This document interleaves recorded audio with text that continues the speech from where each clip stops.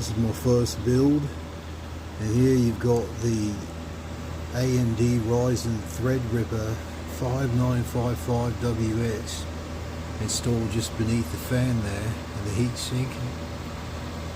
Above and below it are 4 sticks each of 32GB, 2400 megahertz RAM for server RAM, RDIMM. And then down there you've got the NVIDIA GeForce RTX 5070 Ti GPU in slot 1. A bit below that you've got a PCIe extender that takes it down for a third GPU to be installed vertically. And just behind that you can see it a bit.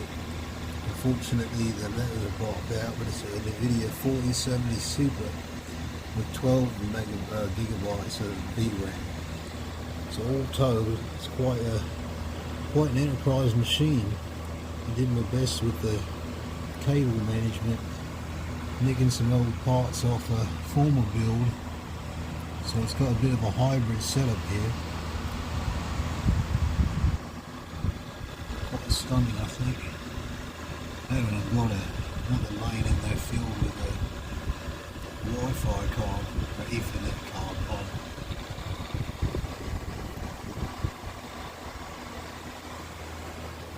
Alright, cheers.